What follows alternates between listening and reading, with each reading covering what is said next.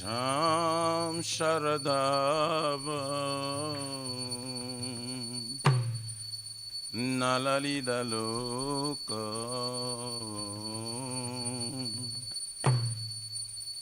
Tranaya Karuna Gana Ganatvam Sham Sharadava Nalalida Loka Tranaya Karuna Gana Ganatvam Tasya Kalyanam Gunanavasya Bande Guru Shri Charunarabindam Praktasakam Gunanavasya Bande Guru Shri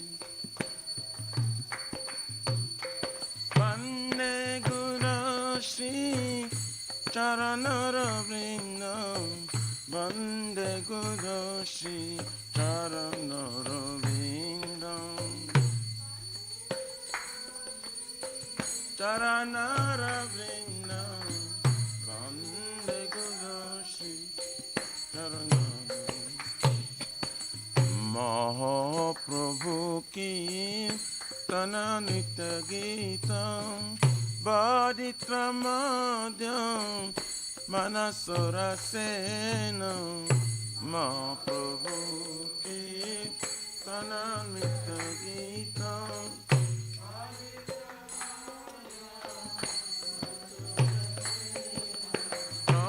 Romanchakam Pasu Taranga Bhajo Vande Guru Shri Charanarabindam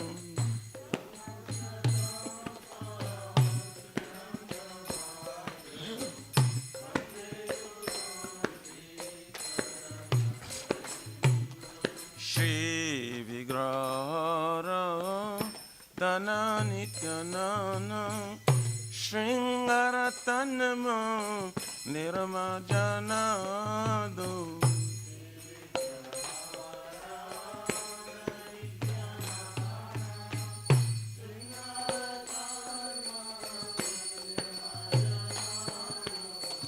Joktasya Bhaktamsa Niyunjatopi Vande Guru Shri Charanarabindam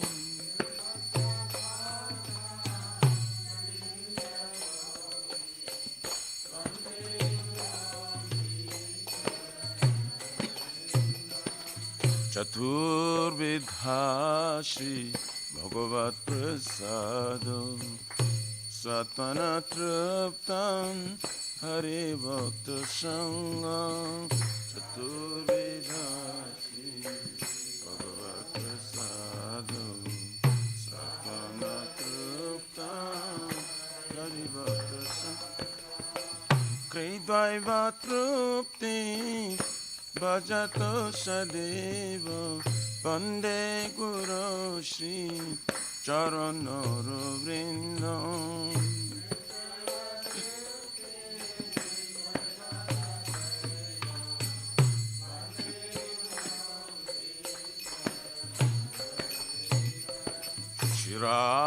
Shiradhikama Dabayaraparam Madhuralila Gunarupanamnam Shiradhikama Dabayaraparam Madhuralila Gunarupanamnam Pratikshana Dhanalopasya Vande Guru Shri Charanarabindam Pratikshana Dhanalopasya Vande Guru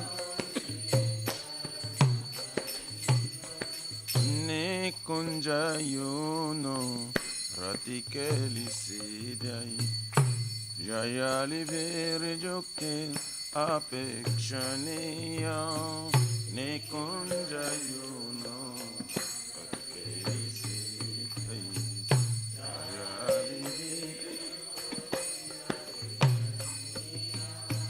Tatrati daksha atibalabhasya Vande Guru Shri Charanuru Vindam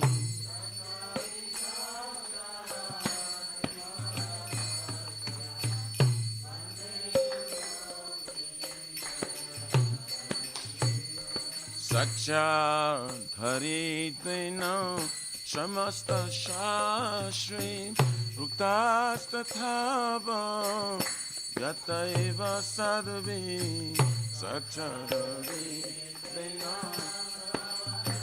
Shashri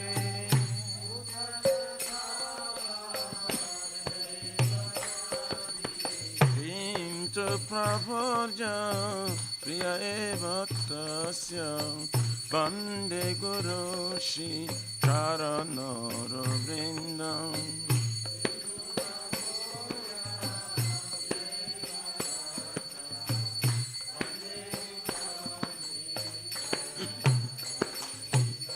Yasya Prasada Bhagavat Prasadam Yasya Prasadam Nagati Kutapi Yasya Prasadam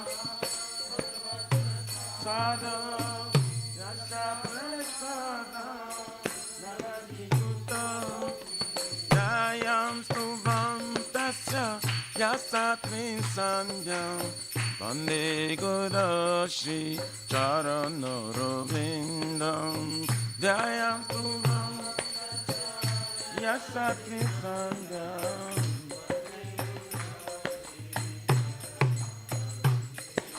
Vande Guru Shri Charanara Vrindam Vande Guru Shri Charanara Vrindam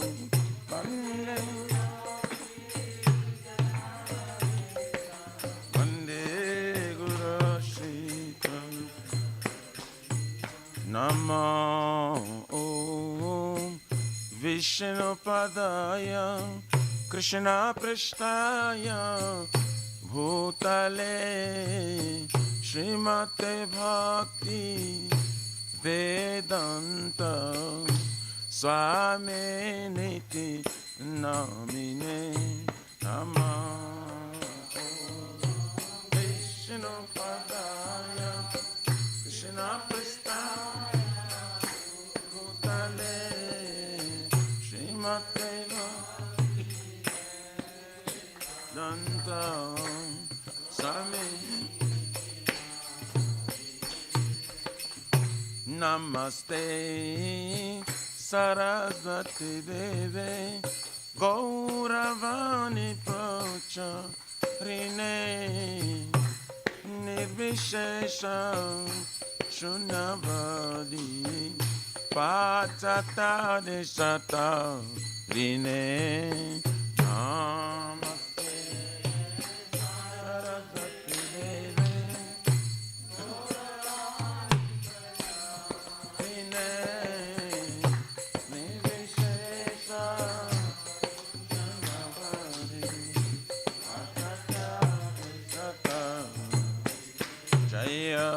Shri Krishna Chaitanya Prabhu Nityananda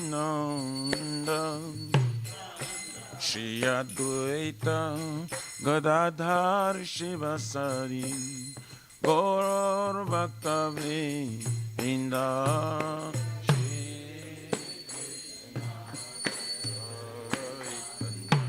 Chaitanya Nityananda Shri Advaita Gadadhar Shivasari Gaura Bhakta Jaya Shri Krishna Chaitanya Prabhu Nityananda Shri Advaita Gadadhara Shivasari Gora Bhakta Vrinda Jaya Chaitanya Nityananda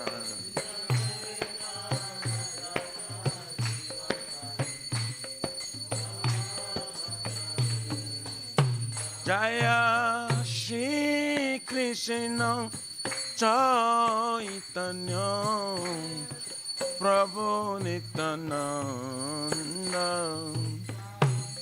Shri Advaita Gadadhara Shivasari Gaur Bhakta Vrinda Jaya Krishna Chaitanya Prabhu Nityananda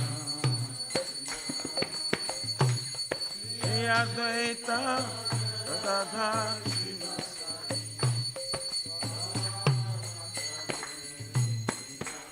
Jaya Gora Bhakta Vrinda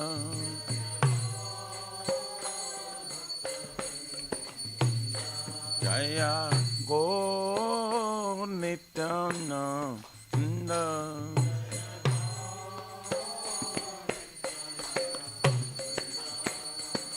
Hare Krishna Hare Krishna Krishna Krishna Hare Hare Hare Rama Hare Rama Rama Rama Hare Hare Hare Krishna Krishna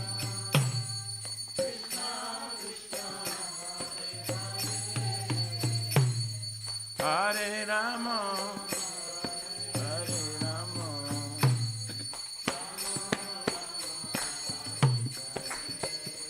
Hare Krishna, Hare Krishna, Krishna Krishna, Hare Hare, Hare Rama, Hare Rama, Rama Rama, Hare Hare, Hare Krishna, Hare Krishna, Krishna Krishna, Hare Hare,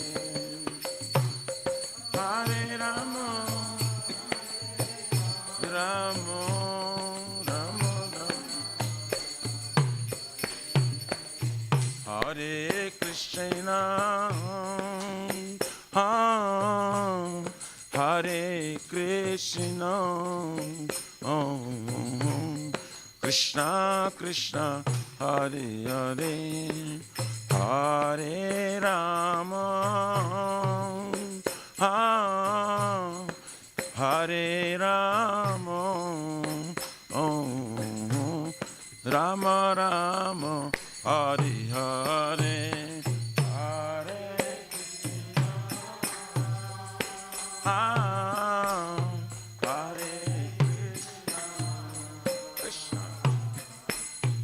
Krishna, Krishna, Hare Hare,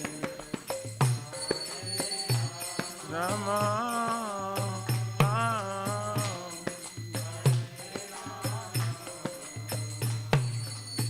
Rama,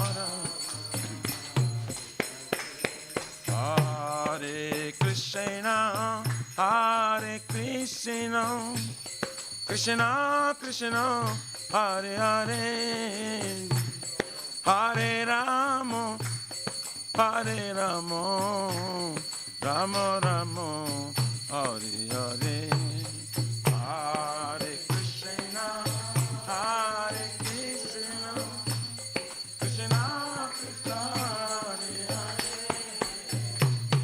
Hare Rama, Rama,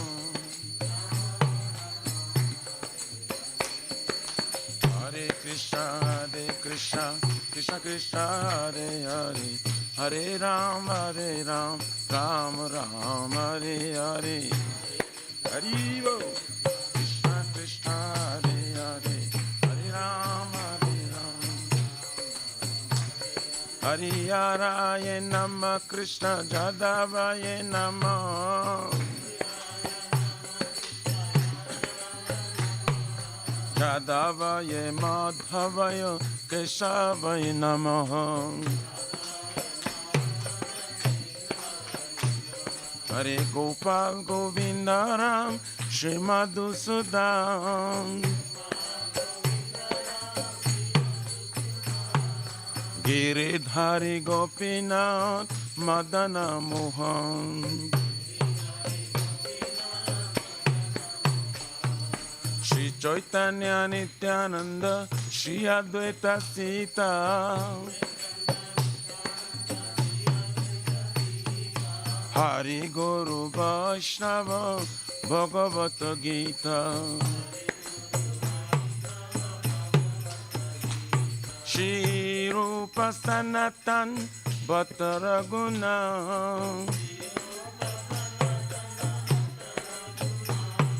Shri Jiva Gopala Bhatta Dasaraguna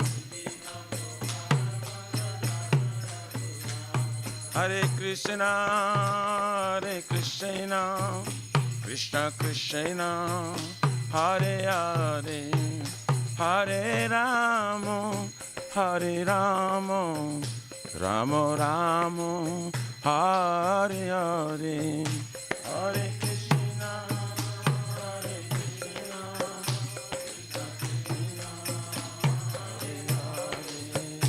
Hare Rama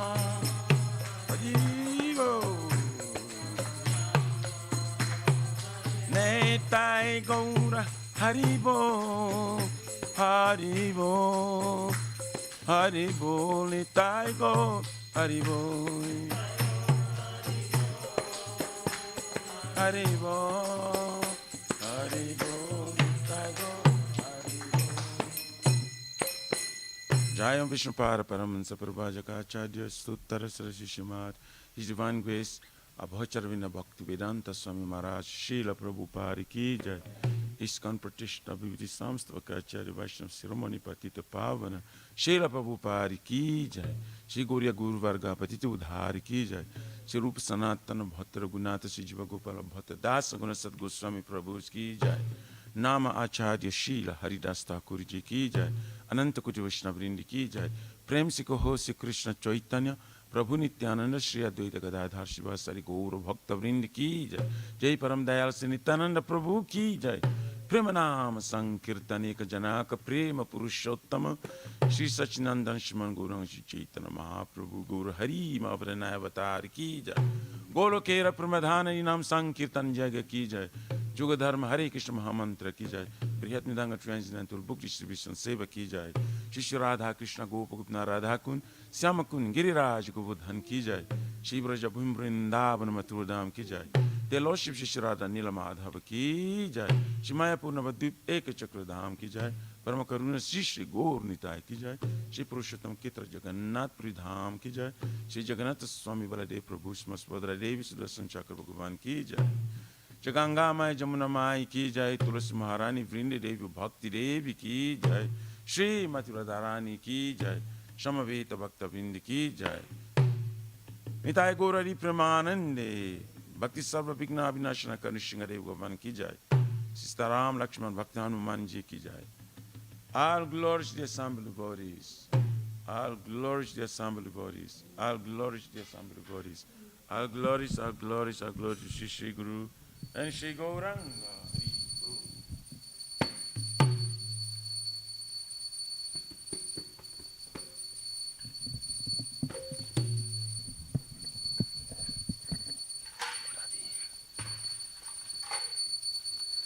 Namaste Narasimhaya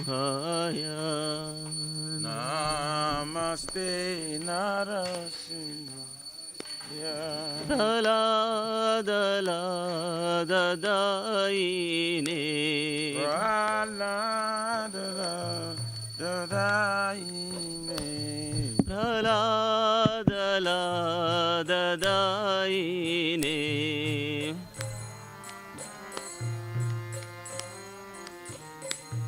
Hiranyaksha हिरण्यकशिपूर्वक्षः पूर्वक्षः शिलाटङ्कानखालाये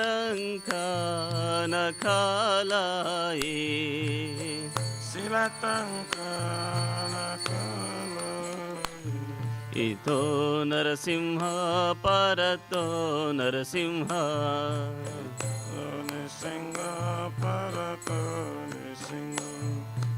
यतो यतो यामि ततो नरसिंह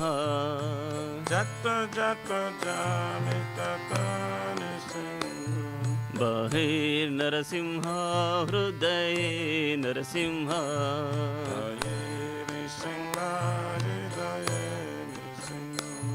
बहिर्नरसिंह हृदये नरसिंह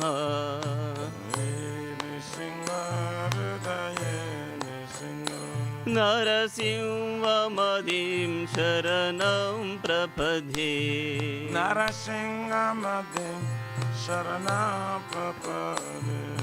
तव करकमलवरे नाकामद्भुतशृङ्गा दलिता हिरण्यकशिपु तनुभृङ्गा केशवद्रिता नरहरिरूपा जय जगदीश हरे जय जगदीश हरे जय जगदीश हरे तव कर कमलवरे नाका अद्भुत सिंह दलिता हिरण्यकशिपु तनुभृङ्गा केशवद्रिता नरहरिरूपा जगदीश हरे जय जगदीश हरे जय जगदीश केशवद्रिता नरहरिरूपा जय जगदीश हरे जय जगदीश हरे जय जगदीश हरे जय केशवदे नरहरि रूप जय जगदीश रे जय जगदीश रे जय जगदीश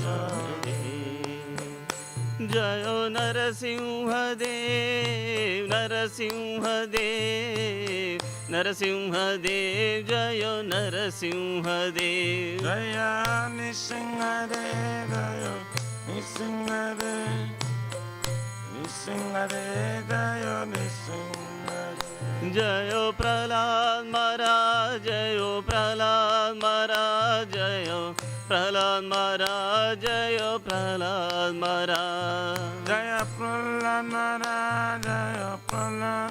महाराज जय प्रहलाद महाराज जय प्रहलाद महाराज जय जय प्रभुपाद प्रभुपाद प्रभुपाद जय जय प्रभुपाद जय जय प्रभुपाद प्रभुपाद जय जय गुरुदेव गुरुदेव गुरुदेव जय जय गुरुदेव जय गुरुदेव गुरुदेव गुरुदेव जय गुरुदेव जय श्री लक्ष्मी नरसिंहदेव भगवान की जय प्रहलाद महाराज की जय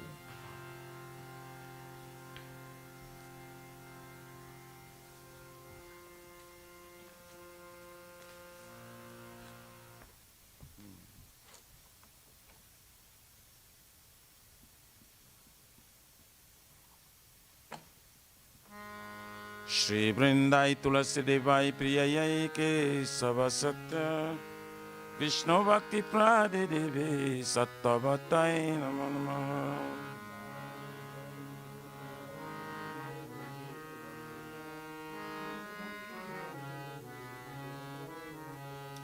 वृंदायै तुलसी देवाई प्रिययै केशव सत्य विष्णु भक्ति प्रादे देवे सत्ववत्ताय नमो नमः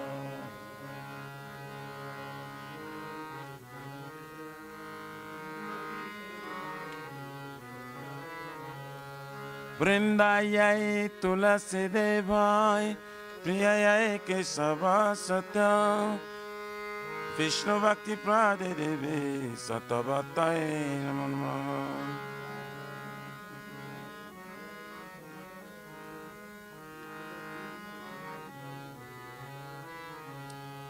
श्रीमती तुलसी महारानी वृंदा देवी की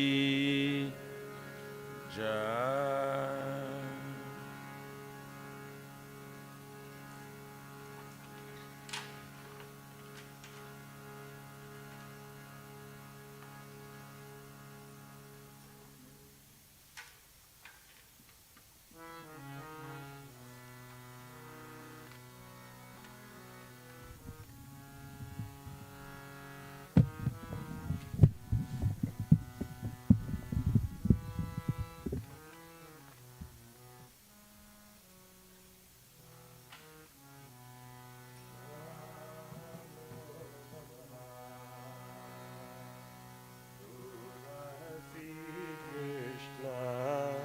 प्रेयसी नमो नमः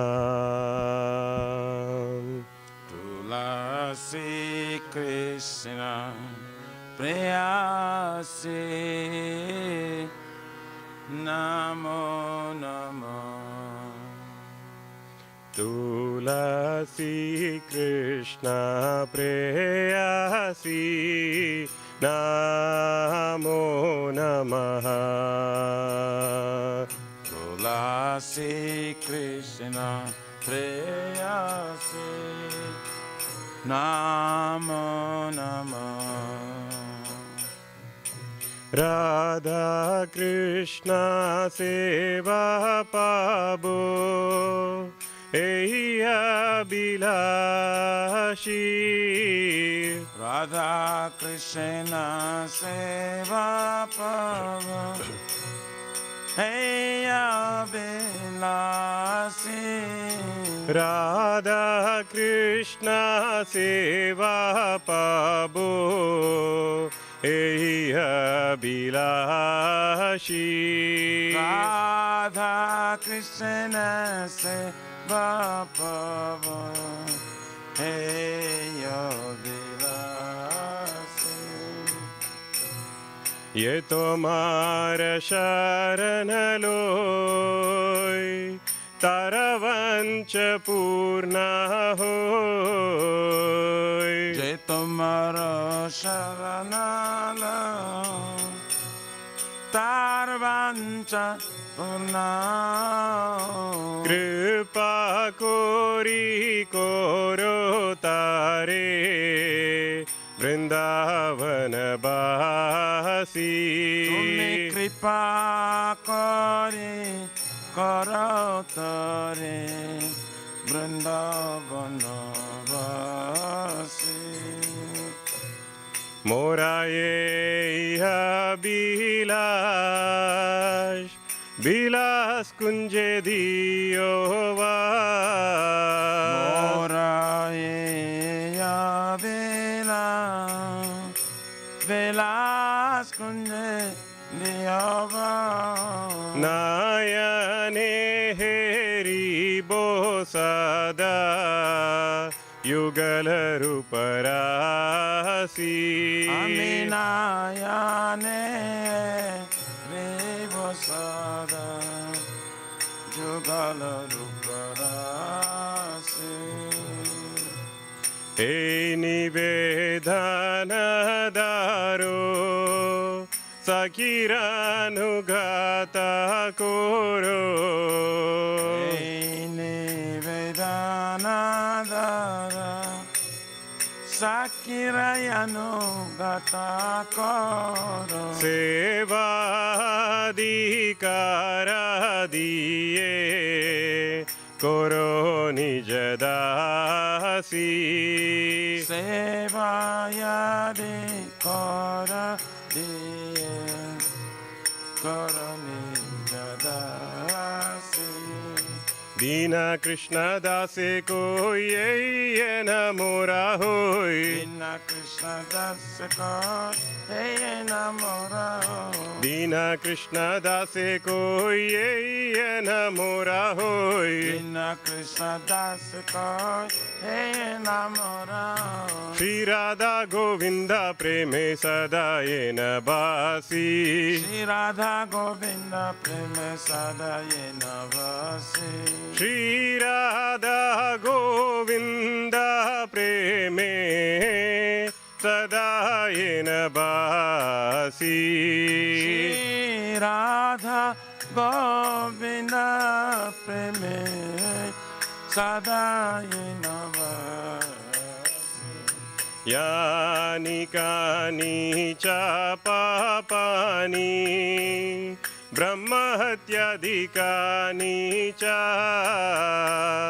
Tani tani pranashanti Pradakshina pade pade Jani Kani Sapapani Brahmatyadi Ganesha Tane Tane Pranasanti Pradakshina Pade Pade Yani kani cha papani Brahmahatyadikani cha Tani tani pranashanti Pradakshina pade pade Yani Kani Sapapani Brahmatari Ganesha Tani Tani Pranasanti Pradakshina Pade Pade Hare Krishna Krishna Krishna Hare Hare Hare Rama Rama Rama Hare Hare Hare Krishna Krishna Krishna Hare Hare Hare Rama Rama Rama Hare Hare Hare Krishna Krishna Krishna Hare Hare Hare Rama Rama Rama Hare Hare Hare Krishna Krishna Krishna Hare Hare Hare Rama Rama Rama Hare Hare Jaya Tulsi Maharani Jaya Tulsi Maharani Jaya Tulsi Maharani Jaya Tulsi Maharani Jaya Tulsi Maharani Jaya Tulsi Maharani Jaya Tulsi Maharani Jaya Tulsi Maharani Jaya Vrinda Devi Jaya Vrinda Devi Jaya Vrinda Devi Jaya Vrinda Devi Jaya Vrinda Devi Jaya Vrinda Devi Jaya Vrinda Devi Jaya Vrinda Devi Nittai Gaura Hari Bol Hari Bol Hari Bol Nittai Gaura Hari Bol Nittai Gaura Hari Bol Hari Bol Hari Bol Nittai Gaura Hari Bol Shri Vrindai Tulasi Devai Priyayai Kesava Satya Vishnu Bhakti Prade Devi Satavatai Namo Namaha.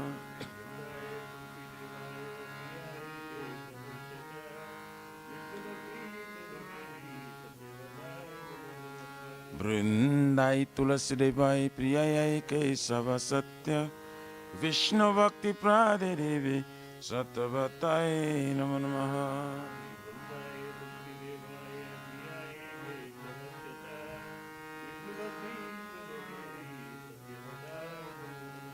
Vrindayai Tulasi Devai Priyayai Kesava Satya Vishnu Bhakti Prade Devi Satavatai Namo Namaha.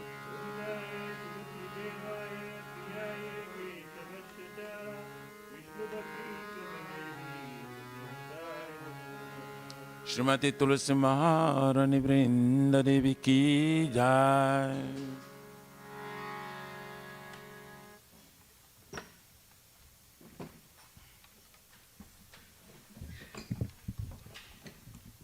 Oh Tulasi, beloved Krishna, I bow before you again and again. My desire is to obtain the service of Shri Shri Radha and Krishna. Whoever takes shelter of your Krishna fulfill, depend myself on him to make me resident of Vrindavan. My desire is that you also give me a residence and pleasure grove of Shri Radha. Thus within my vision, I will always behold the beautiful dancing to Radha. I beg you to make me a Radha and right. Please give me the privilege of devotional service and make me own next service. Please make me one of your sacrificial prayer. May I always sing about Shishi Radha and Govind, Srimati Tulasi Maharani Vrinda Devi Jai.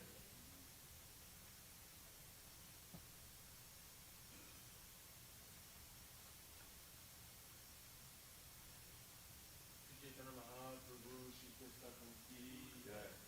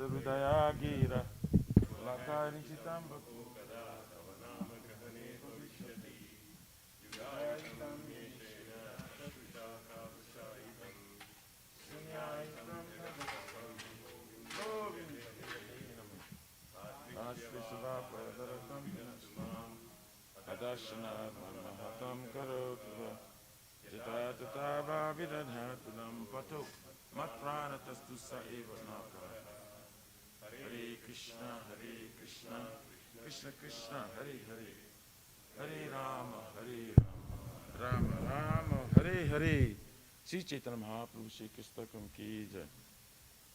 Namo Mahavarannaya Krishna Prem Pradati Krishna Krishna Chaitanya Nama Guru Krishna. Glory to the Sri Krishna Sankirtana, which cleanses the heart of all the dust accumulated for years and extinguishes the fire of conditional life or period birth and death. This Sankirtan movement is the prime benediction for humanity at large, because it spreads the rays of the benediction moon. It is the life of all transcendental knowledge. It increases the ocean of transcendental bliss and enables us to fully taste the nectar for which we always anxious. O my Lord, Your holy name alone can render all benediction to living beings. And thus you have hundreds of millions of names like Krishna and Govinda. In these transcendental names, you have invested all your transcendental energies. There is not even hard and fast rules for chanting these names. O my Lord, out of kindness you enable us to easily approach you by holy names, but I'm so unfortunate that I have no attraction for them.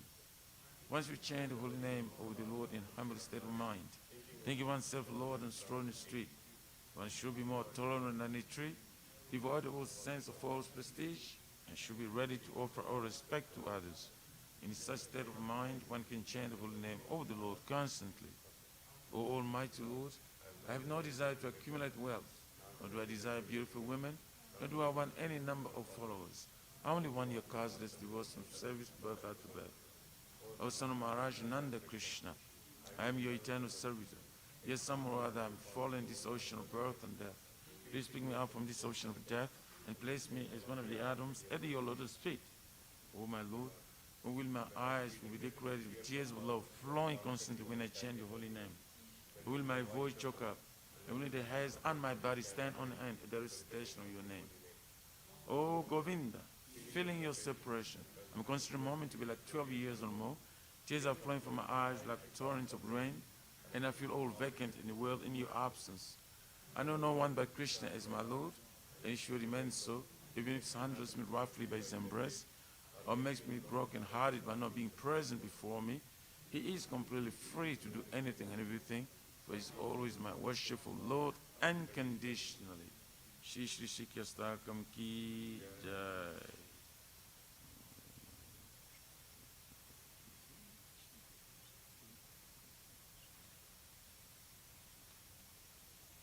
There are 10 offenses in matter of chanting the holy name of the Lord that must be avoided.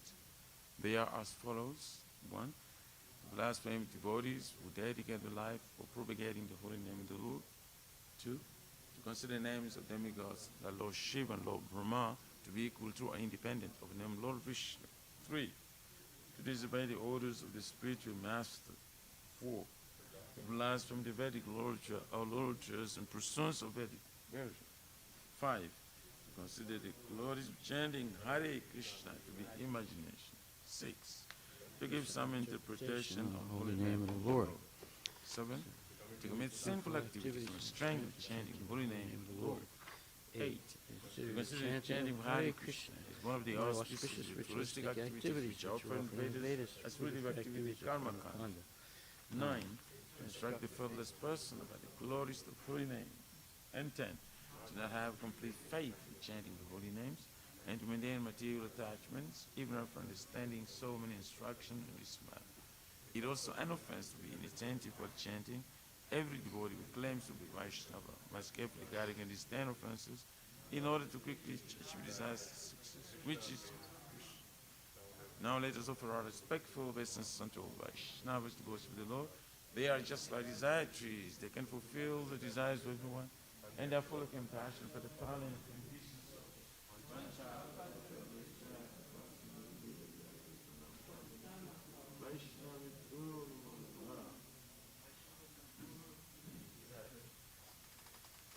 Srimad Bhagavatam Grantaraja ki Jai. Om Namo Bhagavate Vasudevaya Om Namo Bhagavate Vasudevaya. Janmad Yasya Yato Nivayat Taratas Chate Sravigya Swarat Janma Dyasayatam Vayarikarata Chakesvarigya Tene Brahma Hridaya Adhikavaye Muyanti Surayaha Daya Adhikavaye Mujantija Suraya Tejo Varimidam Yata Vinimayo Yatra Trisargo Misha Tejam Varimrida Jata Vinimayo Jatra Trisagumisa Damna Svena Sada Nirasta Kuhakam Satyam Param Dimahi Dhamna Svena Sada Nirasta Kuhakam Satyang Param Dimahi. O my Lord, Shri Krishna, son of Vasudeva, O my Lord Shri Krishna, son of Vasudeva, O all-pervading personality of Godhead, O all-pervading personality of I Godhead, offer my respectful obeisances unto you. I offer my respectful obeisances unto I you. meditate upon Lord Sri Krishna because he is the absolute truth, I meditate upon Lord Sri Krishna because he's the absolute truth, the primeval cause of all causes, the primeval cause of all of causes, the creation, sustenance, and destruction of the manifested universes. of the creation, sustenance, and destruction of manifested He universes. is directly and indirectly conscious of all manifestations. He is directly and indirectly conscious of all And manifestations. he is independent because there's no other cause beyond him. And he is independent because there's no other cause beyond him. It is he only who first imparted the Vedic knowledge unto the heart of Brahmaji, It is the only who first imparted Vedic knowledge into the heart of the Brahmaji, original living being. the original living being. By him, even the great sages and demigods are placed into illusion. By him, even the great sages and demigods are placed into As one illusion. is bewildered by the illusory representations As one is bewildered by the illusory of representation water seen on fire or land seen on water. of water seen to fire, land seen to water. Only because of him do the material universes, Only because of him do the material universes, temporarily manifested by the reactions of the three modes of nature, temporarily manifested by the reaction of the three modes of nature, appear factual although they are unreal.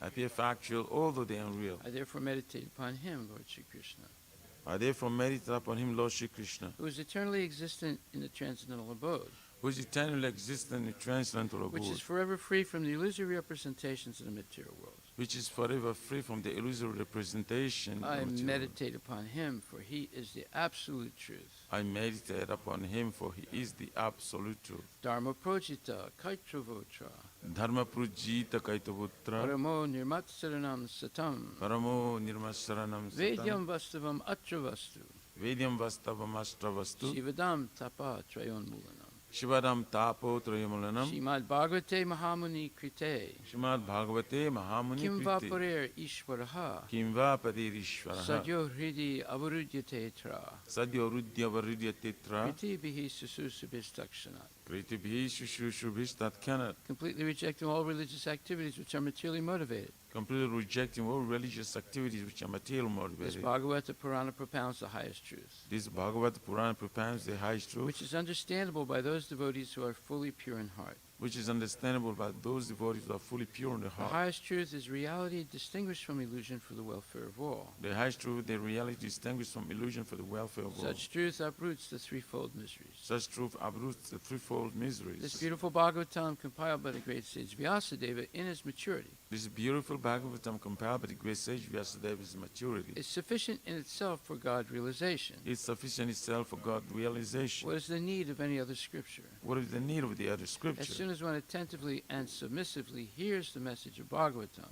As soon as one attentively and submissively hear the message of by Bhagavatam, this culture of knowledge, by this culture of the knowledge, Supreme Lord is established within his heart. the Supreme Lord is established within his heart. Nigama kalpataror galitam phalam, Nigama kalpataror galitam phalam, sukamukad amrita dravya samyutam, sukamukhad amrita drav sangitam, pibata Bhagavatam rasam alayam, pibata bhagavatam rasamalayam, muhur aho rasika bhuvi bhavukaha. muhura hura sika bhuvibabuka. O expert and thoughtful men, relish Srimad Bhagavatam, O expert and thoughtful men, relish Smart the Bhagavatam, mature fruit of the desired true Vedic literatures. the mature fruit of desire through Vedic It emanated literature. from the lips of Sri Sukadeva Goswami. It emanated from the lips of Shukadev Goswami. Therefore, this fruit has become even more tasteful. Therefore, this fruit has become even more tasteful. Although its nectarian juice was already relishable for all, Although its nectarine juice was already relishable for all, including liberated souls. including liberated souls. Shinvatam Swakata Krishna, Shramvantam Sakata Krishna, Punya Shravana Kirtana, Punya Shravana Kirtana, Vidyantaksto Hi Abhadrani, Vidyantastu hi abhadrani, Vidyunoti Sruhitsatam. Vidhunoti suritsatam. To hear about Krishna from Vedic literatures,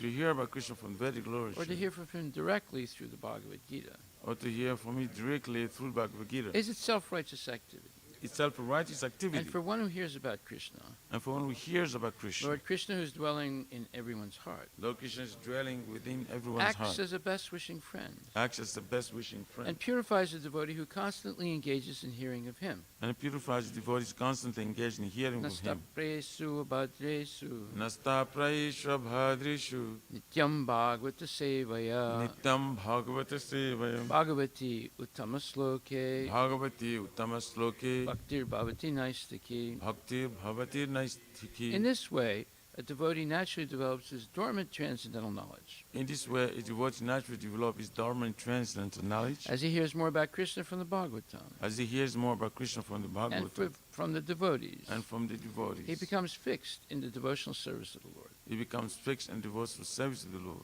Tadarajastamo bhava Tada rajastamo bhava kamaloba dayaschaye kamalo cheta bhatayastai etar navidam cheta itar navidam stifam sattve prasidati. stitam sadve prasidati. By development of devotional service, By development of devotional service, one becomes freed from the modes of passion and ignorance. one becomes freed from the modes of passion of ignorance. And thus, material lust and avarice are diminished. And thus material lust and avarice are Evam diminished. prasana manaso Evam prasana manas Bhagavat Bhakti Yogataha Bhagavat Bhakti Yoga Bhagavat Tattva Vijnanam Bhagavat Tattva Vijnanam Mukta Sangasya Jayate. Mukta Sangasya Jayate. By development of devotional service, one becomes freed from the modes of when these impurities are wiped away, When these impurities are the wiped away, candidate remains steady in his position of pure goodness. the candidate remains steady in his position of pure Becomes goodness, enlivened by devotional service becomes enlivened by devotional and service, understands the science of God perfectly. and understands the sons of God perfectly. Vidyate Hridaya Grantis Hridayate Hridaya Grantis Chidyante Sarva Samsaya Chidyante Sarva Samshaya Shriyante Chasya Karmani Chidyante Chasya Karmani Krista Evatmanishware. Drusta Evadmanishvari. Thus, Bhakti Yoga severs the hard knot of material affection Thus the Bhakti Yoga severs the hardness of material affection and enables one to come at once to the stage of a samsayam samagram, and enables one to come at once to the stage of Samsham Samagramam. understanding of the Supreme Personality of Godhead, Understand Supreme Godhead. understanding of the Supreme Absolute Truth Personality of Godhead. Understanding the Supreme Absolute True Personality of Godhead. Therefore, only by hearing from Krishna or from his devotee in Krishna consciousness Therefore, only by hearing from Krishna or from the devotees in Krishna consciousness can one understand the science of Krishna. can one understand the science of Krishna. Srimad Bhagavatam, Canto 1, Chapter 19, verse number 9 and 10. Atir vasistas chayavan saradvan aristanemir bigur angirascha Aristanemir Brigurangirascha parasarugadi sutotarama Parasharogadi Suto Tarama utatya indra pramamade damavado Utacha Indra Pramaded Mavad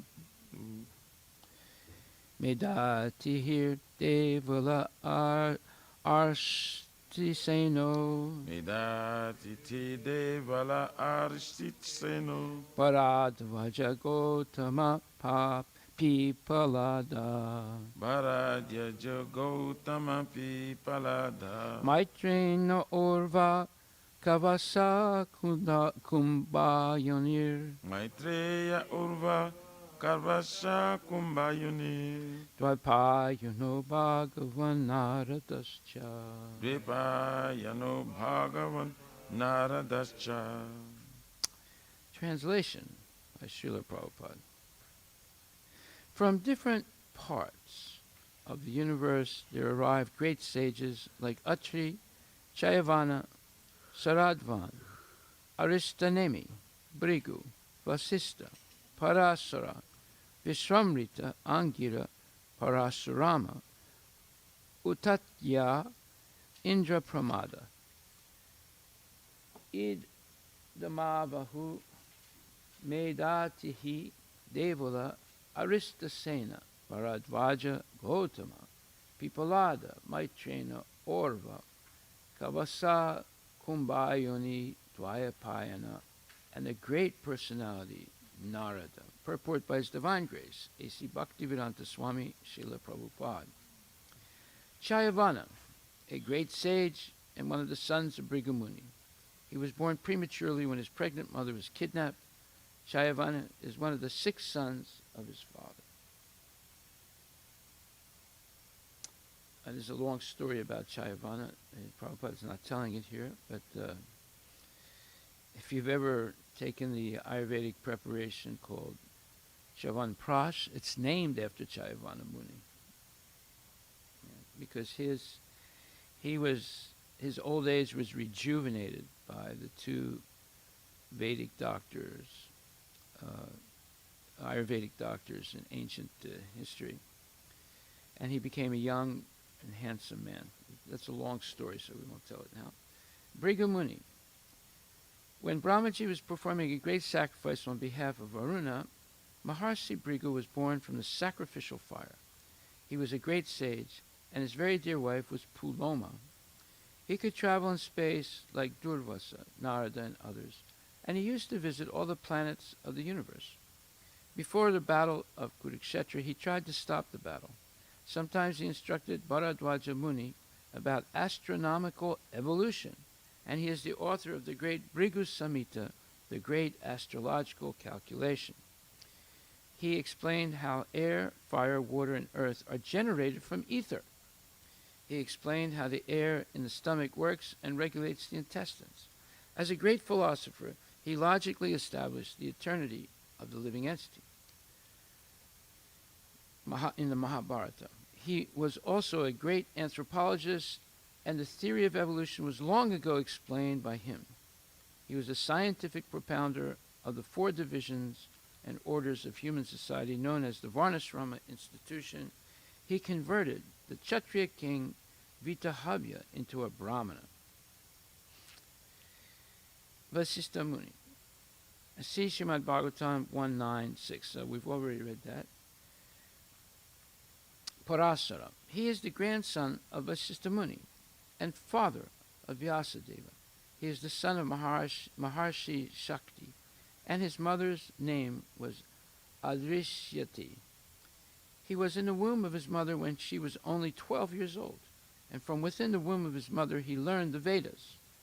His father was killed by a demon, Kalamasapada, and to avenge this he wanted to annihilate the whole world. He was restrained, however, by his grandfather Vasistha. He then performed a Rakshasa-killing yajna, but Maharaja Pulastya restrained him. He begot Vyasadeva, being attracted by Satyavati, who was to become the wife of Maharaj Santanu. By the blessings of Parasara, Satyavati became fragrant for miles. Well, before she smelled like a fish because her father was a fisherman. But after being blessed by Parasara, and after he gave her a child who was Vyasadeva himself, well, before that also, she had this very enchanting fragrance. And because of that, she attracted Satyavati Muni. King Santanu, I'm sorry. Okay. By the blessings of Parasara, Satyavati became fragrant for miles. He was present also, Parasara was also present during the time of Bhisma's death. He was spiritual master of Maharaj Janaka and a great devotee of Lord Shiva. He is the author of many Vedic scriptures and sociological directions. Gadi Sutta, or Vishwamrita, a great sage of austerity and mystic power, he is famous as Gadi Sutta because his father was Gadi, a powerful king of the province of Kanyakubja, part of Uttara Pradesh. Although he was a Kshatriya by birth, he became a Brahmana in the very same body by the power of his spiritual achievements. He picked a quarrel with Vasistha Muni when he was a Kshatriya king and performed a great sacrifice in cooperation with Meganga Muni, and thus was able to vanquish the sons of Vasistha. He became a great yogi, and yet he failed to check his senses, and thus was obliged to become the father of Sakuntala, the beauty queen of world history. Once, when he was a Kshatriya king, he visited the hermitage of Vasistha Muni, and he was given a royal reception. Vishwamrita wanted from Vasistha a cow named Nandini, and the Muni refused to deliver it. Well, what happened is he came with a large retinue of soldiers, or army, and Vasistha Muni, who was a hermit, a Brahmana living very austerely in the forest, was able to serve a huge feast that satisfied everyone, Vishwamitra Muni and his whole army. And when he saw that the sage was able to do this because he had this special cow called Nandini, who was not an ordinary cow, obviously. She's a descendant from Surabhi, in the spiritual world. And so he's thinking, look, this mendicant in the forest who's living an austere life doesn't need to have such an opulent cow. I'm a king. I need this cow. So he asked him for the cow. But Vasishtha Muni refused to give it to him. So he stole the cow. And as it was being taken away, the cow started crying and pleaded with Vasishtha Muni to save him. And therefore there was a quarrel between the sage and the king. Eventually, Vishwamitra killed all the sons of Vasishtha Muni and tried to kill Vasishtha Muni. But he was defeated by the spiritual strength of Vasishtha, and thus the king decided to become a Brahmana, because you realize that Brahmanas are more powerful than Kshatriyas. He realized that the Brahma Tejas, or the power of a Brahman, is much greater than the Kshatriya Tejas, or the power of Kshatriyas. So he wanted to become a Brahmana. And he started to perform a severe austerity for 60,000 years. But at one point, Indra was afraid of him developing so much power, so he sent this beautiful woman to make him fall down. And he did fall down, and he and the heavenly woman had a child called Sakuntala. And there's a big story about Sakuntala. It's a very long, beautiful story. Many of you probably have seen the Hindi film about Sakuntala. Before becoming a Brahmana, he underwent severe austerity on the bank of the Koshika. He was also one who tried to stop the Kurukshetra war. Angira. He is one of the 6 mental sons of Brahmana and the father of Brihaspati, the great learned priest of the demigods and heavenly planets. He was born of the semen of Brahmaji given to a cinder of fire. Uttatya and Samvarta are his sons. It is said that he is still performing austerity and chanting the holy name of the Lord at a place known as Alokananda on the banks of the Ganges. Parasurama. Okay, so this was also, his story was also explained previously that we've read. Uttatya, one of the 3 sons of Maharaj Angira. He was the spiritual master of Maharaj Mandata. He married Bhadra, the daughter of Soma, the moon. Varuna kidnapped his wife Bhadra, and to retaliate the offense of the god of water, meaning Varuna, he drank all the water of the world. Mehatiti, an old sage of yore, an assembly member of the heavenly king Indradeva, his son was Kanva Muni, who brought up Sakuntala in the forest. He was promoted to the heavenly planet by strictly following the principles of retired life, Vanaprastha. Devala, a great authority like Narada Muni and Vyasadeva. His good name is on the list of authorities mentioned in the Bhagavad Gita when Arjuna acknowledged Lord Krishna as the Supreme Personality of Godhead. He met Maharaj Yudhishthira after the Battle of Kurukshetra, and he was the elder brother of Domya, the priest of the Pandava family. Like the Kshatriyas, he also allowed his daughter to select her own husband in the Swayamvara meeting, and at that ceremony all the bachelor sons of the rishis were invited. According to some, he is not Asita Devara. Bharadvaja, he's also explained previously, we've read about him. Gautama, one of the 7 great sages of the universe, Saradvan. Gautama was one of his sons. Persons in the Gautama Gotra dynasty today are either his family descendants or in his disciplic succession. The Brahmanas who profess Gautama Gotra, or being in the direct family of Gautama, are generally family descendants, and the Kshatriyas and Vaishyas who profess Gautama Gotra are all in the line of his disciplic succession. He was the husband of the famous Ahalya, who turned into stone when Indradeva, the king of the heaven, molested her. Ahalya was delivered by Lord Ramachandra. Gautama was the grandfather of Kripacharya, one of the heroes of the battle of Kurukshetra. Maitreya, a great rishi of yore, he was spiritual master of Vidura and a great religious authority. He advised Dhritarashtra to keep good relations with the Pandavas. Duryodhana disagreed and thus was cursed by him. He met Vyasadeva and had religious discourses with him. Srila Prabhupada ki jai. So we see that there's many illustrious, powerful, and pure, actually relatively pure devotees. And the Mahabharata and the Srimad Bhagavatam give a who's who of the spiritual world. So, hearing about these great sages, many of whom are still alive today, is very important for developing Krishna consciousness. So, today I wanted to talk about something special in relationship with this. Let me just get this one quote here. So,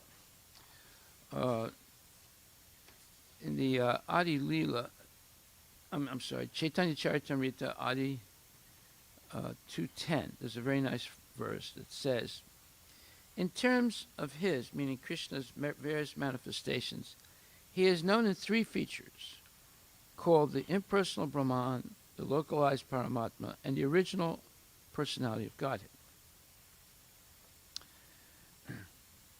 So, we know that. Vadanti tat tattvavitas tattvam yaj advaya.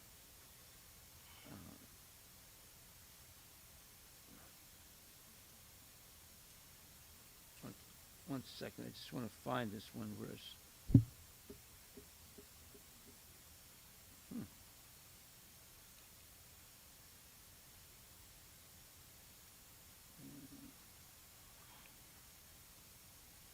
Okay, anyway, Brahmeti Paramatmeti Bhagavan iti Sabhyate. So, the Lord is understood in three stages, Brahman, Paramatma, and Bhagavan. So Prabhupada writes, the impersonal Brahman is a partial representation of the absolute truth, realized in the absence of such complete potencies. So, Krishna has Parasya Shakti Vividaya Vasuyate. He has infinite number of potencies. And so Brahman is one of them. We're also one of his potencies. The demigods are also his potencies.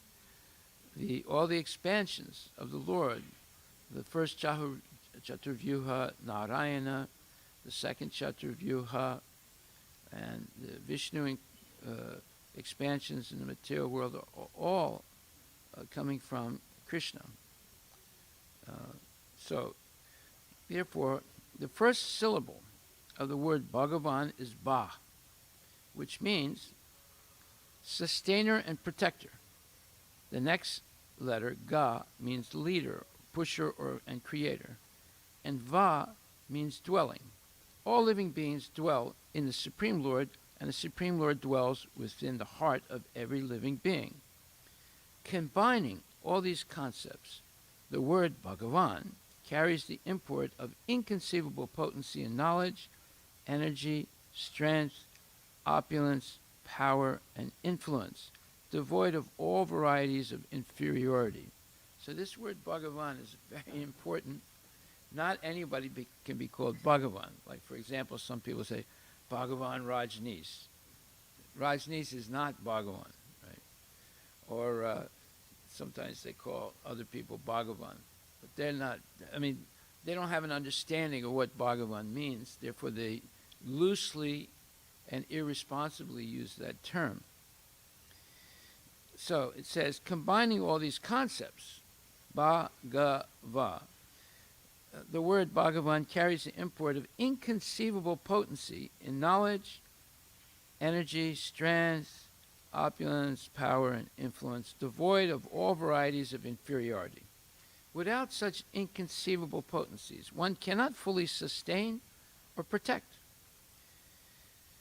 So that's why Brahma creates, Shiva destroys, but Vishnu maintains.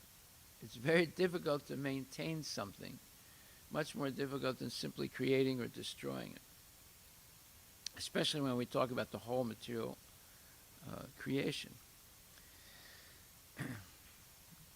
Without such inconceivable potencies, one cannot fully sustain or protect.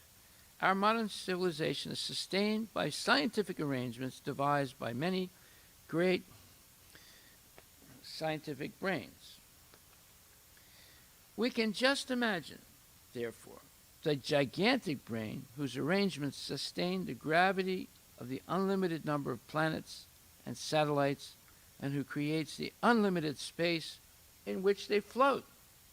So, the scientists today, they're building buildings, they're making viruses, or they're making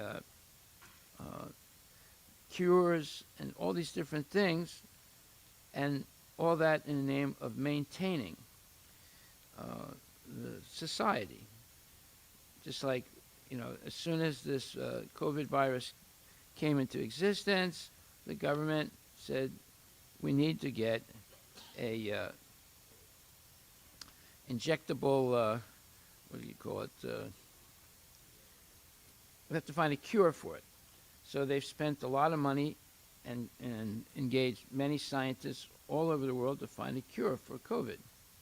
So in that sense, these scientists are trying to maintain the civilization that we're living in. However, who is maintaining the whole universe? The universe is much greater than this tiny planet called the Earth.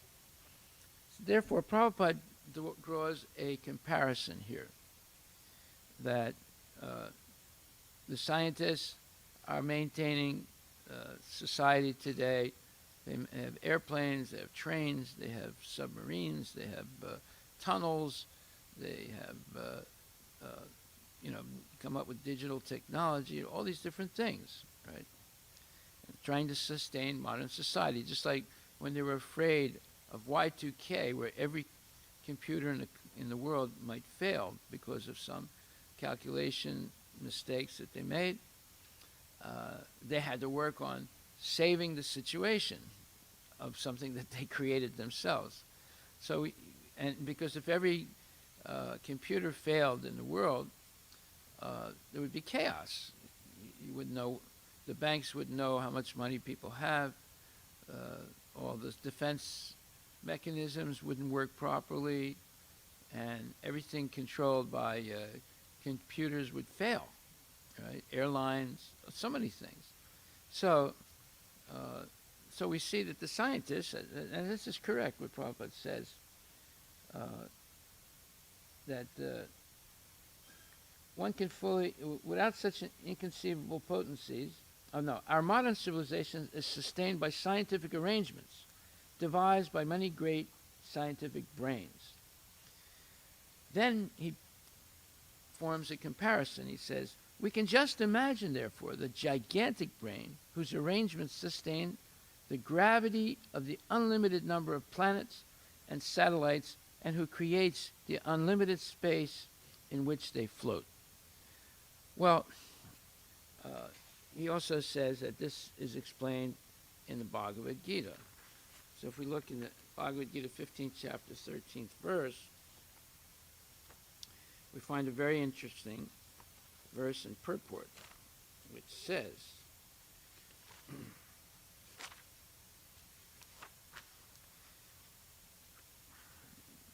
I'm sorry, 13th chapter, 15th verse.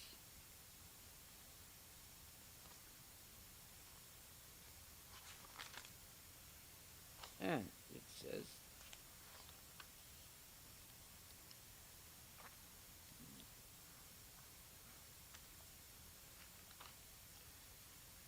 Geyam yattat prabhakshyami yajgyat vamritam asnute. Anadi matparam brahma nasat tan nasat uchyate.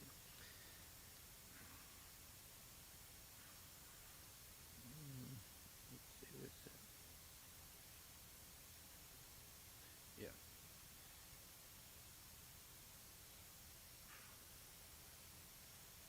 One second.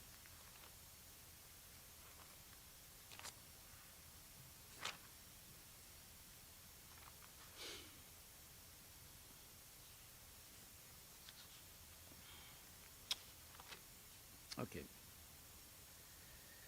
So it says that if one considers the intelligence needed to orbit man-made satellites, one cannot be fooled into thinking that there is not a gigantic intelligence responsible for the arrangements of the various planetary systems. There is no reason to believe that all the gigantic planets float in space without the superior arrangement of a superior intelligence. This subject is clearly dealt with in the Bhagavad Gita 15:13. That's where I got mixed up. So 15:13 says, Gam avishya chabutani tarayam yaham ojasa pushnami chosadi sarva samabhutva rasatmakaha. I enter, Krishna says, into each planet, and by my energy they stay in orbit. I become the moon and thereby supply the juice of life to all vegetables. And in the purport it says, it should be understood that all planets are floating in the air only by the energy of the Lord. The Lord enters into every atom, every planet, and every living being. That is discussed in the Brahma Samhita. It is said there that one plenary portion of the Supreme Personality Godhead, Paramatma, enters into the planets, the universe, the living entity, and even into the atom. So due to his entrance, everything is appropriately manifested. When the spirit soul is there, a living man can float on the water. But when the living spark is out of the body and the body is dead, the body sinks. Of course, when it is decomposed, it floats just like straw and other things. But as soon as the man is dead, he at once sinks in the water. Similarly, all these planets are floating in space, and this is due to the entrance of the supreme energy of the Supreme Personality of Godhead. His energy is sustaining each planet just like a handful of dust. If someone holds a handful of dust, there is no possibility of dust falling. But if one throws it in the air, it will fall down. Similarly, these planets which are floating in the air are actually held in the fist of the universe, in the universal form of the Supreme Lord. By his strength and energy, all moving and non-moving things stay in their place. It is said in the Vedic hymns that because of the Supreme Personality of Godhead, the sun is shining and the planets are steadily moving. Were it not for him, all the planets would scatter like dust in air and perish. Similarly, it is due to the Supreme Personality of Godhead that the moon nourishes all vegetables. Due to the moon's influence, the vegetables become delicious. Without the moonshine, the vegetables can neither grow nor taste succulent. Human society is working, living comfortably, and enjoying food due to the supply from the Supreme Lord. Otherwise, mankind could not survive. The word rasatmaka is very significant. Everything becomes palatable by the agency of the Supreme Lord through the influence of the moon. Well, this is an extremely profound purport. 15th chapter, 13th verse. And it's scientific. It helps us to understand that through comparison, if so many scientists are required to maintain the internet, maintain the communication system in the world, maintain the digital technology that is so important for defense and for banking and for industry and so forth, then who's maintaining the whole universe, you see? It's not that it happened by accident.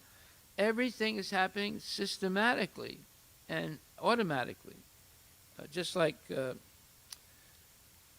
let's see, Dhananjaya, can you explain about the complicated computer system in your business? Just give a quick. He's not here. Oh, okay. Okay. Well, he explained to me the very complicated computer system in their small company, one little company, and the time it took to get it installed and working properly. So, and it works automatically after that. Nothing works automatically unless there's a huge organization behind it. And the most automatic, amazing organization are the planets. These gigantic planets moving in specific orbits and being held in those orbits. We calculate time by the movement of those planets in orbits that are specific.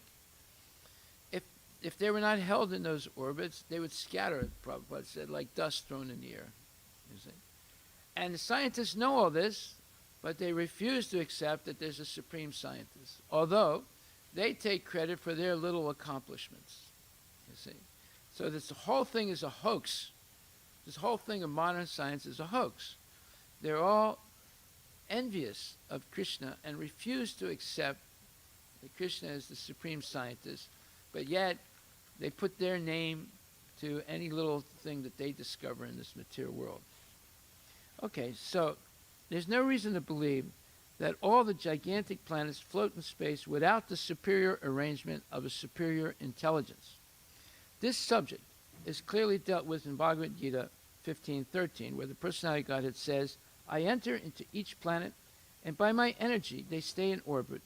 Were the planets not held in the grip of the personality Godhead, they would all scatter like dust in the air.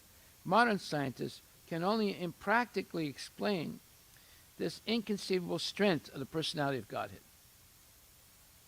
The potencies of the syllables ba, ga, and va apply in terms of many different meanings.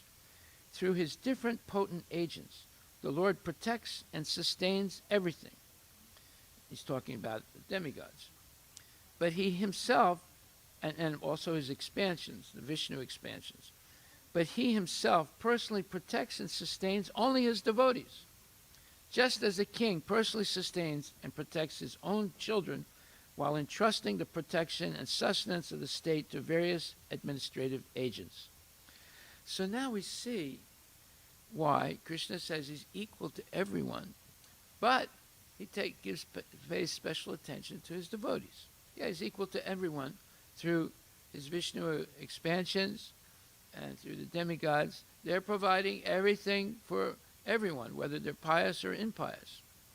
But he gives special attention to his devotees. Therefore, to become a devotee of Krishna is the most desirable position to have. Of course, most people don't realize this. Out of the 7 trillion people in the world, hardly a handful of people believe in Bhagavan, Krishna. You see, hardly a handful out of that 7 trillion people. Why? Because they're ignorant. They don't realize what is their real salvation, what is the real facilities that Krishna gives to his devotees so that they can become free of the oppressive karma, samsara cycle of birth, death, old age, and disease. So, the Lord is the leader of his devotees, as we learn from Bhagavad Gita, which mentions that the personality of Godhead personally instructs his loving devotees how to make certain progress in the path of devotion and thus surely approach the kingdom of God. So that's 10:10, which explains Tesam satata yuktanam pajatam pritipurvakam dadami buddhi yogam tam yenamam ukpayantite evam ivanaparatam paratam agyana nasyami atma. Yeah. So anyway, he explains that I, dwelling in the heart of every living entity, light up with the lamp of knowledge the ignorance born of darkness. So, and then he says that for those who are engaged in my devotional service unfailingly, who are always thinking of me, I give them the knowledge by which they come to me. So we see that Krishna gives a lot of attention to, personal attention to his devotees. So why wouldn't a person want to be a devotee? To get all that personal attention by the Supreme Personality of Godhead only because they're ignorant, only because they're completely in illusion, only because they're envious of the Lord. The scientists and philosophers are specifically envious of the Lord, and therefore they trick other people to avoid serving the Lord and instead becoming exploitable entities by the scientists and their different inventions to cheat people, to divert their attention from Krishna consciousness. So, the Lord is also the recipient of all the adoration offered by his devotees, for whom he is the objective and the goal. For his devotees, the Lord creates a favorable condition for developing a sense of transcendental love of Godhead. Yeah, what's a favorable condition? His pastimes. He comes and manifests his transcendental pastimes. And people like Prabhupada and the great acharyas have written vast volumes of books explaining those transcendental pastimes, and they've established temples, just like the Goswamis wrote so much literature, and they also opened temples so people could come and learn about the Lord, just like we're learning every day things about the Lord by reading the Bhagavatam and Bhagavad Gita. Sometimes he wants to create a favorable condition for developing a sense of transcendental love of Godhead. Sometimes he does this by taking away a devotee's material attachments by force and baffling all his material protective agents. For thus, the devotee must completely depend on the Lord's protection. In this way, the Lord proves himself the leader of his devotees. Well, that's the subject that we're looking at. And one second.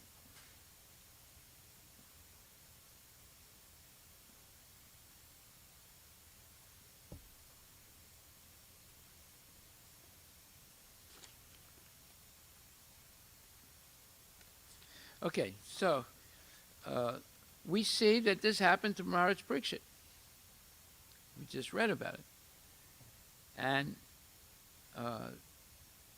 he, in a sense, gave up everything, understanding that his time was up, and he should take advantage of that knowledge, that he only has 7 days left to live. And therefore, he disassociated himself from everything, from being a king, from being a husband, from having kids, from having so much power, having so much wealth, having so much opulence, and so forth. He gave it all up. Or in other words, the Lord created a favorable situation for him to lose everything material and become completely dependent on the Lord. In this way, the Lord proves himself the leader of his devotees. And he puts the devotee in a position where he must depend completely on the Lord's protection. The Lord is not directly attached to the creation, maintenance, and destruction of the material world, for he is eternally busy in the enjoyment of transcendental bliss with paraphernalia composed of his internal potencies. Yet, as the initiator of the material energy, as well as the marginal potency, meaning the living beings, he expands himself as the Purusha avatars, the three Vishnus, who are invested with potencies similar to his. The Purusha avatars are also in the category of Bhagavat Tattva, because each and every one of them is identical with the original form of the personality of Godhead. The living entities are as infinitesimal particles and are qualitatively one with him. They are sent into this material world for material enjoyment, to fulfill their desires to be independent individuals, but still they are subject to the supreme will of the Lord. Yes, every one of us wanted to come to this world and wanted to be independent of the Lord and to try and be a Lord ourselves. Therefore, we own things, and if you have a business, you exploit other people, or if you're a dictator, or if you're a thug and a gangster, you want to exploit other people, or if you're a big industrialist, you're exploiting other people. You're like a little lord, a little god, and people, as soon as they get some power, they try to take advantage of other people. You see. So, we've all come to this world to enjoy the material nature independent of Krishna. We turned our back on the Lord. So then Prabhupada explains, the living entities are as infinitesimal particles and are qualitatively one with them. They are sent into this material world for material enjoyment to fulfill their desires to be independent individuals, but still they are subject to the supreme will of the Lord. The Lord deputes himself in the state of supersoul to supervise the arrangements for such material enjoyment. Yeah, man proposes, God disposes. So, everything depends on our desires. If we desire sense gratification and we insist on it, then Krishna makes the arrangement. So you can have, or we can have sense gratification. But he also makes the arrangement that sense gratification is always accompanied by misery. That's a law of nature. The more you sense gratify, the more you suffer. The example of a temporary fair is quite appropriate in this connection, a fair or a festival. Right? If the citizens of a state assemble in a fair to enjoy for a short period, the government deputes a special officer to supervise it. Such an officer is invested with all governmental power, and therefore he is identical with the government. When the fair is over, there is no need for such an officer, and he returns home. The Paramatma is compared to such an officer. Yeah. So what does that mean exactly? Well, that's explained in the 13th chapter, 18th verse. And I've always wondered about this verse, and today we're going to hear about it.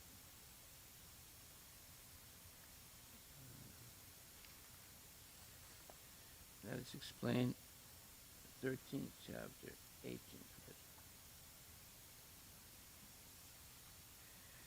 So here it says, let me see, wait a minute.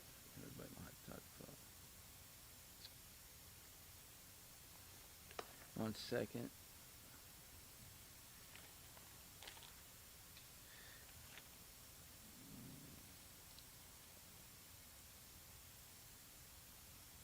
I'm sorry.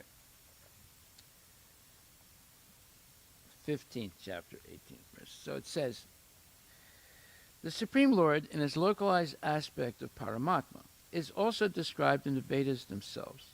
The following verse appears in the Vedas, Chandogya Upanishad 8, 12, 13, Tavad Esa Samprasado, and so forth.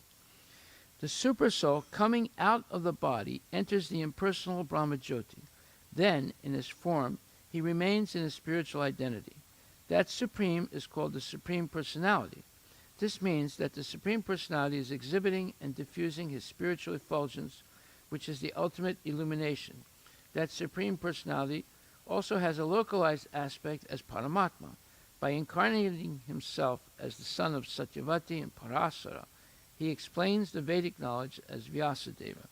So, here, this Paramatma is compared to the delegated officer who manages a fair, just like you have Kumbh Mela. Who manages the Kumbh Mela? You know? Huh?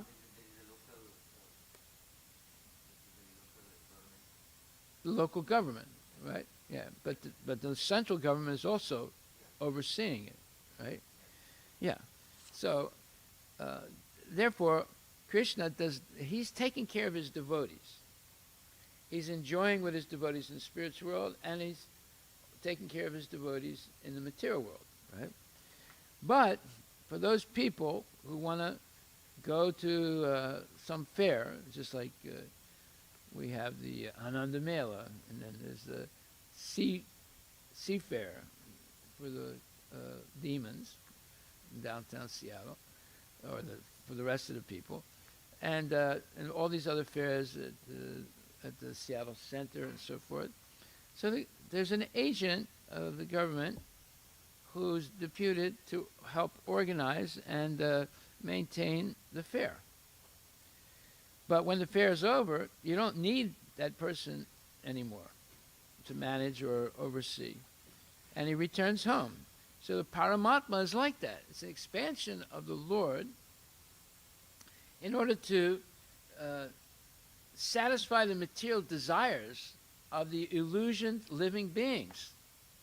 But also, the Paramatma, when he sees that a living being is now defeated or disgusted with material pleasures, he gives knowledge by which that person can go back to Godhead. Because all knowledge, all remembrance, and all forgetfulness come from the Paramatma. So when someone wants sense gratification, the Paramatma helps him forget Krishna. And when he wants Krishna, the Paramatma helps him remember Krishna. You see? So this is something we should understand, because we are living inside.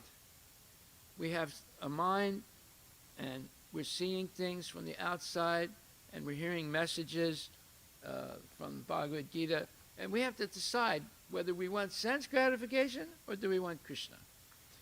When we want sense gratification, Krishna helps us forget him, and we make mistakes.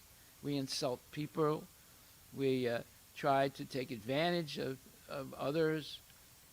We all of a sudden we act like we're very civilized, but then when we get frustrated, just like once there was a very pious man, and he was living in a village, and it was near a deep forest, and people were very superstitious in that village, and they would go into the forest and they would worship this one tree. You have this in India too, don't you? Yeah. Villagers would go and make offerings to a tree, like the pipali tree or the banyan tree. Or sometimes they think there's a ghost in the tree, so they go and make offerings. Is this right? Yeah. So the people worshipped a certain tree, and they believed it was embodied in the tree was some Holy Spirit capable of blessing or cursing them. And to appease the tree, the people made regular offerings of meat, wine, cloth, and other things. Does this ring a bell? Are there people like that in India today also?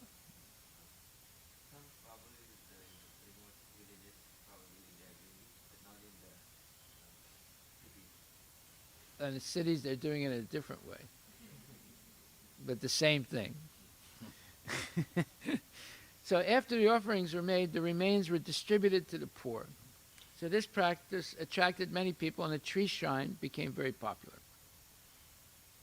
But there was one believer in God who got really upset to see this. So one day he decided to cut down the tree, so the villagers would stop this silly, superstitious practice.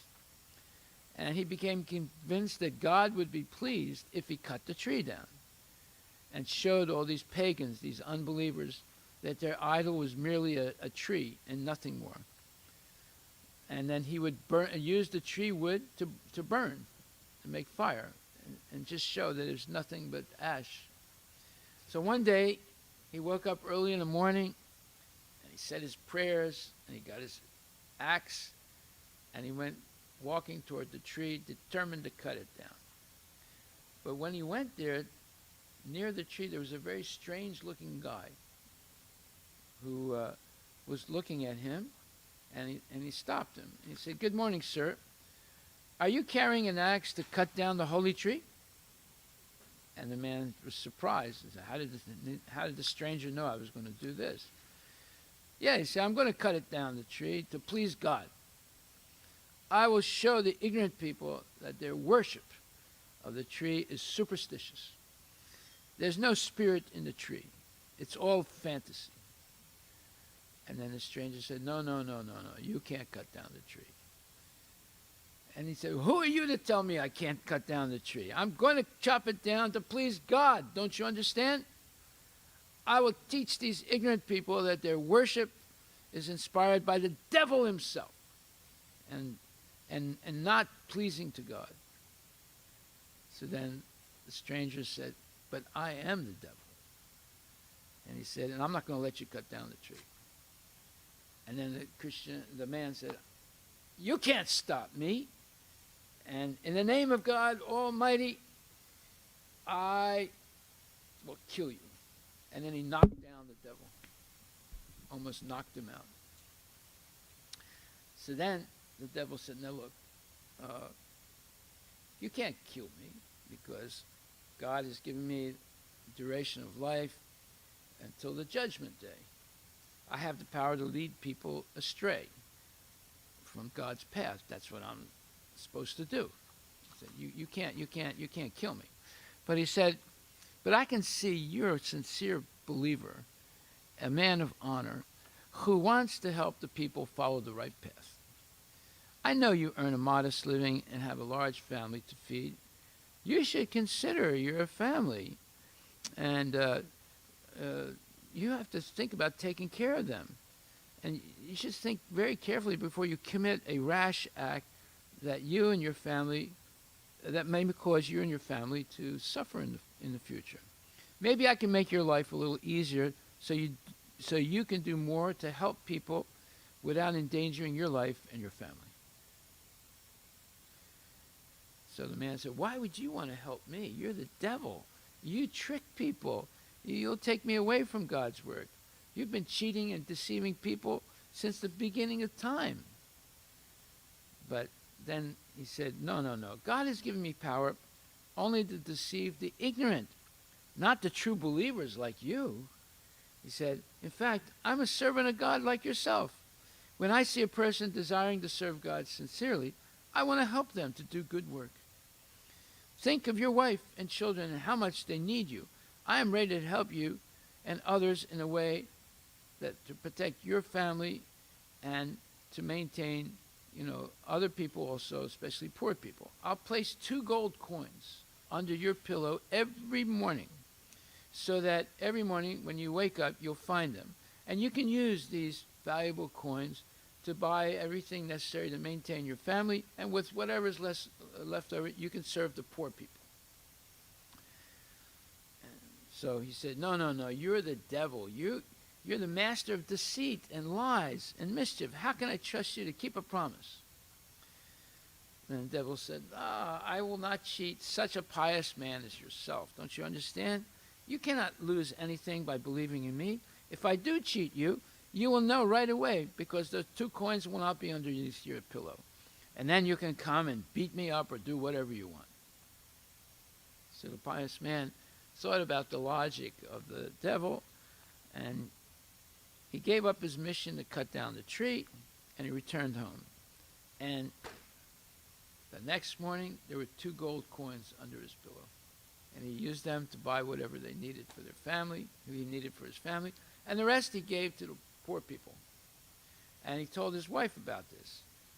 He said, I met the devil yesterday. She said, where'd you get those gold coins from? He said, I met the devil yesterday, and he promised to give me 2 gold coins every day so that you and I and the family can live comfortably and we can help poor people. And he kept his promise because this morning I found 2 gold coins under my pillow.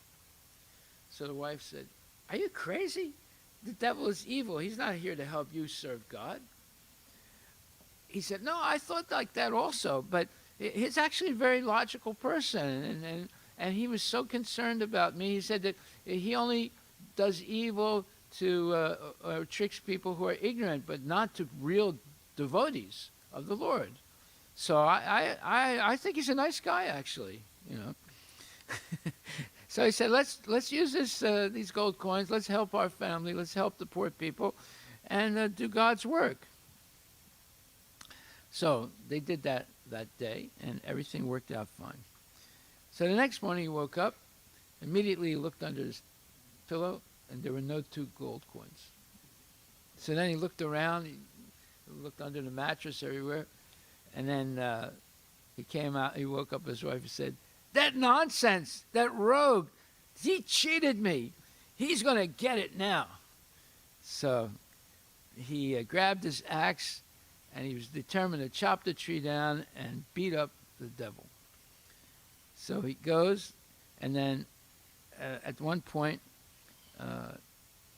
the pious man grabbed his axe and hurried to chop down the tree, the devil's false idol, as well as chop off the devil's head. He was so angry that the devil did not keep his promise to supply the 2 gold coins.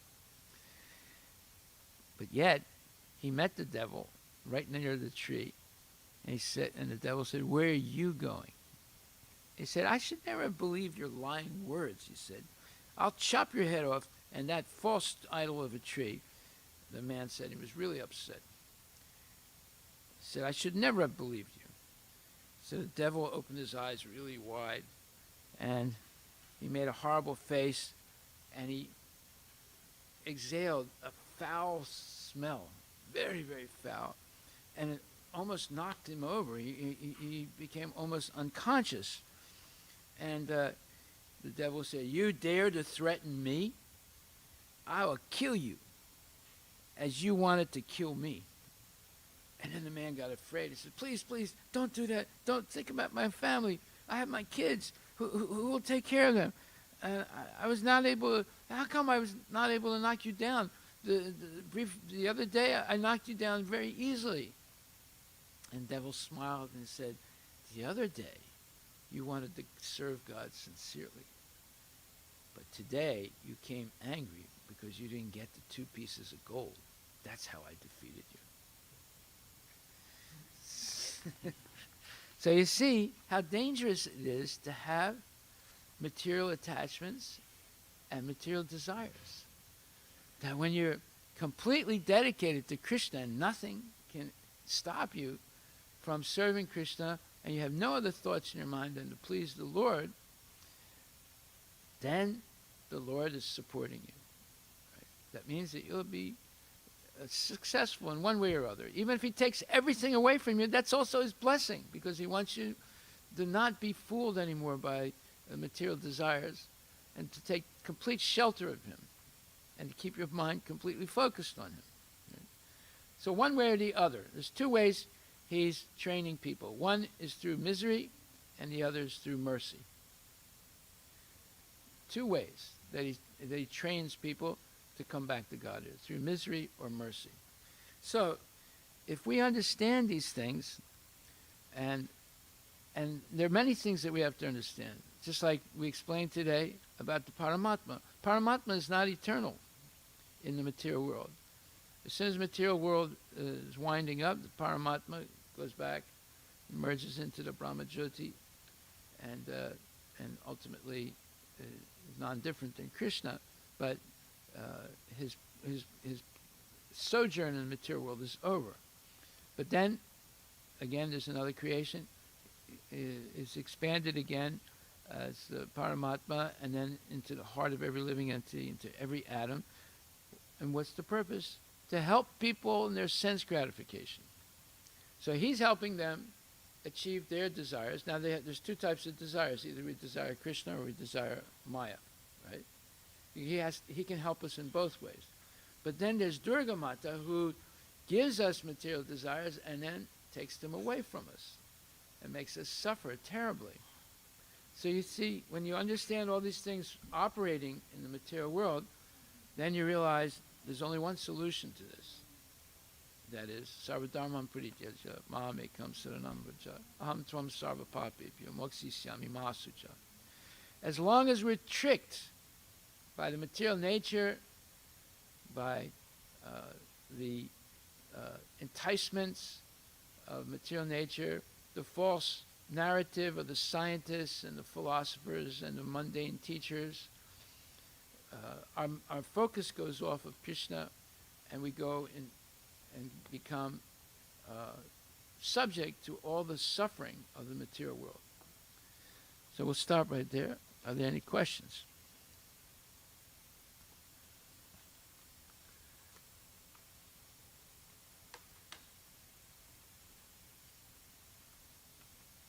Okay. Oh yeah, go ahead.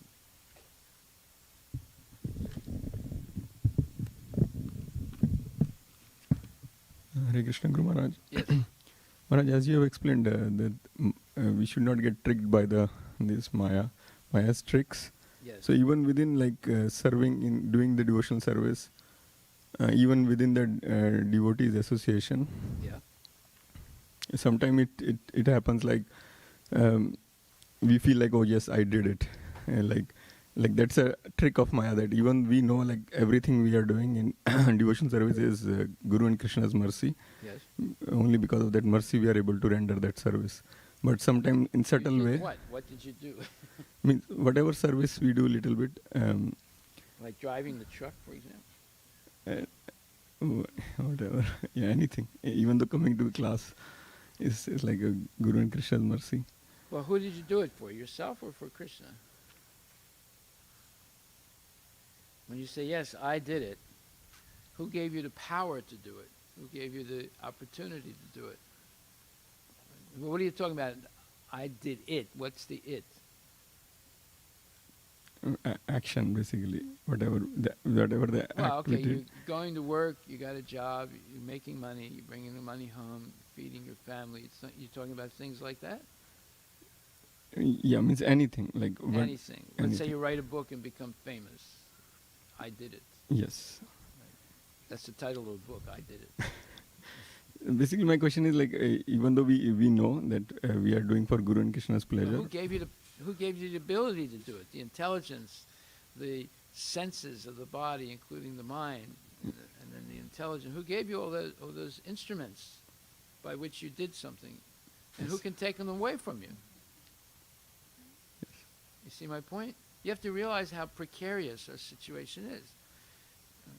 He gives you a voice. You don't even know how it works, the larynx. It's a very complicated instrument. And then the ear, in order to hear. It's another complicated instrument. And then eyes to see. It's also very, very complicated. So you got all this equipment. Who gave you the equipment? Did you do it? No. Okay, then you have to write another book. What I did not do. You see? There's a lot of things that you didn't do and I didn't do. I didn't create this body. I didn't create the material world. I didn't create the sun. I didn't create the moon. So there's a lot more things. You can write a longer book of what you didn't do than what you did do. Yes. And when you write the book of what you did not do, it would be a gigantic book. And the book that what you did do is like a little thin few pages. I pass stool every day. Yeah, you did that. Right. I passed urine every day. Yeah, you did that. I had mucus and spit. You did that. Right. What else did you do? Okay, you worked hard at the business and you made money, you fed your family. But there are millions of families. You only fed one family. So if you write the book, I did it, and you write the book, all the things I did not do, you see that all the things you did not do is much bigger. Yes. Much, much bigger. And then what you did do is like nothing, a little tiny little bit. How many pages you think you could write? I did it. It's very small. So we're learning what we didn't do by hearing Bhagavatam every day. Yeah, the simple question is how not to get tricked. By into knowledge. By knowledge. You don't want to be tricked like the man, This. Yes. because the devil, he spoke so nicely to him. Yes. He's so logical, and he wanted help him do his service to God by giving him 2 gold coins every day, right? But as soon as he became attached to those gold coins, he lost all his spiritual power. He couldn't defeat the devil. So you have to be careful how you use your money, how you use your time, how you use your words. every time we divert ourselves from Krishna consciousness, we get weak. And the more we keep focused on Krishna consciousness, we have Krishna's help. See? Then you're able to do things. Did you think that you could drive a food truck and feed the poor like, I don't know, 3 years ago? No. No. So you're able to do that. And there's other things you're going to be able to do. Did you think you could have bought a house? No. No. So, you see, there's many things that you could never have done, but you were able to do it because you got Krishna's help. And as long as you keep your desires pure, there'll be more and more amazing things that you'll be able to do with Krishna's help. But the more we become greedy for our own sense gratification, the less and less we can do. Just like if I wrote a biography of my father, it would be very boring. It's mostly all suffering his whole life and failures. Right? So why do we want to live like, I mean, your biography should be wonderful, you know. You became a devotee and you did this and you did that, and all by Krishna's mercy. But if you write a biography of a life bereft of Krishna consciousness, it would be very boring and it would be all miserable. You know? So I have a friend of mine, he's a very wealthy man. He's not a devotee, but he's a Jewish gentleman who's very wealthy. But he feels as if, I mean, he's done a lot of things. He's got a big company, a lot of money. But he's getting at the age to retire, and he's not sure what to do. So he doesn't know anything else other than making money. And then he hears about Northwest Share and things like that. He says, you guys are doing amazing work. I mean, this guy's a very rich man, right? And he's got a big company and hundreds, maybe 1,000 employees, right? But he's realizing that that's nothing compared to what we're doing, you know, with the food truck and other projects and things like that. And, you know, he's in admiration of it. That he wants to also do something like that with his wife. He might even come out here to visit us, just see it, you know. So, you know, we don't realize the power of Krishna consciousness. But we're trying to learn about it by hearing every day. Okay, Hare Krishna. Thank you. Where's the Prabhupada? So which book you going to write? The one I'm not writing. the one you did, or everything you didn't do? Somebody else did.